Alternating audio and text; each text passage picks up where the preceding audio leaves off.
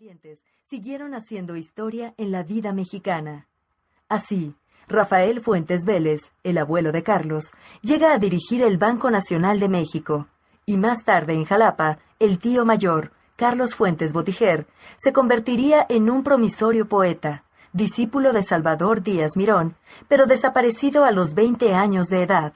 Como puntualizáramos segundos antes, luego de su nacimiento, el pequeño Carlos debió viajar a otros países, ya que la condición diplomática del padre exige a la familia llevar una vida de carácter cosmopolita. Así, luego de su corta estadía en Panamá, la familia Fuentes debe mudarse a los Estados Unidos, ya que su padre es destacado en la embajada mexicana que funcionaba en New York, donde termina residiendo 9 años, es decir, desde 1932 hasta 1941. Durante ese tiempo, si bien se crió en un ambiente netamente anglosajón y aprendió notablemente el inglés, idioma que practicaba a la perfección y luego utilizaría en la redacción de numerosos artículos, nunca fue descuidado sus orígenes como latino, del cual su familia se sentía orgullosa. Es más, su madre, sin importar dónde estuviera, no permitió que en su casa se hablara otro idioma que no fuera español. Ha sido probablemente ese cuidado por no descuidar sus raíces lo que le dio a este escritor el toque que lo ha caracterizado.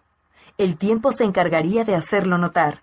Así, la obra de Carlos Fuentes, el estilo, su manejo de los recursos técnicos, son también una demostración de dominio sobre los temas más tradicionales de la literatura latinoamericana, rasgo que no le fue quitado pese a su vida itinerante.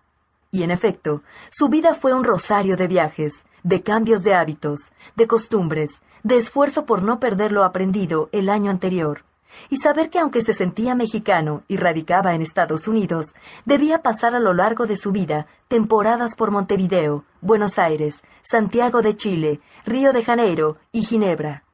Sus biógrafos cuentan que desde pequeño, pese a los continuos cambios, era un niño común y corriente.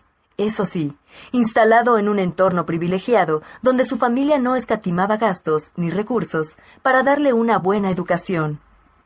Sin embargo, en plena época del New Deal de Franklin D. Roosevelt y el nacionalismo revolucionario de Lázaro Cárdenas, le llegó su primera sorpresa. Vio por primera vez a niños judíos en su escuela refugiados por la Segunda Guerra Mundial, y comprendió la dimensión de ser un mexicano en medio de la nación más poderosa de la tierra. Y es que en ese momento se produjo un hecho particularmente dramático en 1938, cuando el presidente de México, Lázaro Cárdenas, decretó la nacionalización de los yacimientos de petróleo bajo control extranjero, en ese entonces en manos de un monopolio estatal, Pemex. Naturalmente, los industriales estadounidenses con intereses en México se indignaron y exigieron que el presidente Franklin Roosevelt intervenga con la fuerza militar, como su país había hecho en épocas anteriores. Por un momento, el jovencísimo Fuentes no tomó importancia sobre el hecho, pero luego se llenó de terror ante la posibilidad de que su país fuera invadido.